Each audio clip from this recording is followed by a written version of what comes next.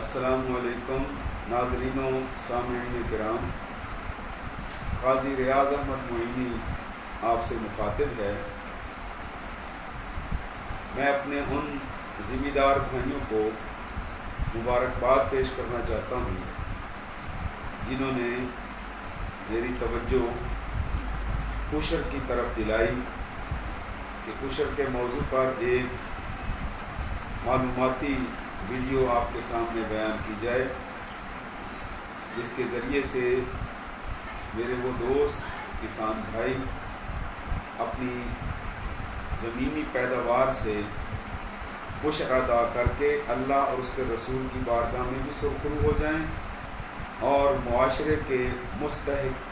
طبقے کی مدد بھی کر سکیں۔ ناظرین و سامعین کرام، صدقات دو قسم کے ہیں۔ پہلی قسم کے صدقات کو صدقات واجبہ کہا جاتا ہے اور دوسری قسم کے ہیں نفلی صدقات۔ صدقات واجبہ میں زکوٰۃ، عشر اور فطرانہ شامل ہیں، اور نفلی صدقات میں جو ہم دیگر مواقع پر صدقات و خیرات کرتے رہتے ہیں وہ نفلی صدقات کے زمرے میں شامل ہیں۔ صدقات واجبہ میں ہم اپنی مرضی نہیں کر سکتے، اس میں کمی بیشی نہیں کر سکتے۔ جو قرآن و حدیث اور قرآن و سنت کے اندر اس کی مقدار اور معیار لکھا گیا ہے اس پر عمل کرنا ہمارے لیے ضروری ہے، ورنہ وہ صدقات ادا نہیں سمجھے جائیں گے۔ اب میں آپ کے سامنے عشر کے بارے میں چند ایک باتیں قرآن و حدیث کی روشنی میں بیان کرنے کی کوشش کر رہا ہوں۔ تو اس میں سب سے پہلے یہ قابل غور بات ہے کہ ہماری فصلیں بھی اور ہماری زمینیں بھی دو قسم کی ہیں۔ کچھ فصلیں اور کچھ زمینیں بارانی علاقے میں واقع ہیں، وہاں پر فصل کی افزائش بارش کے پانی سے ہوتی ہے، اس پر ذمہ دار کا وہ پانی والا خرچہ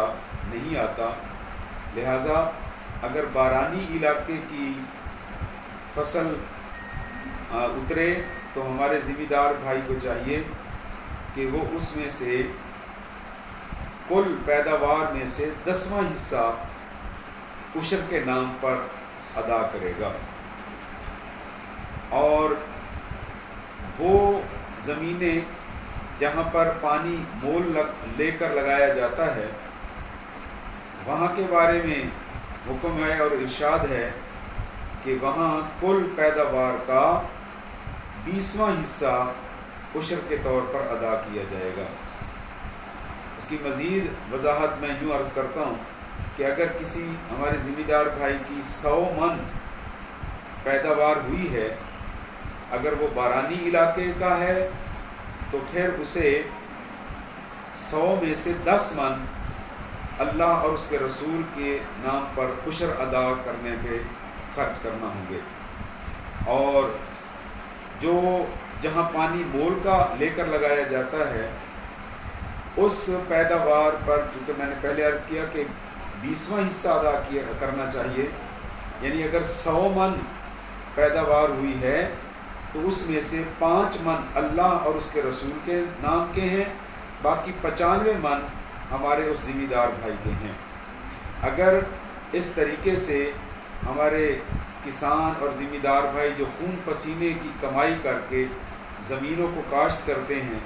اگر وہ اللہ اور اس کے رسول کے نام پر عشر ادا کرتے رہیں تو ایک تو ہمارے معاشرے سے غربت ختم ہوگی، مستحقین کی مالی مدد ہوگی، اور دوسرا ہم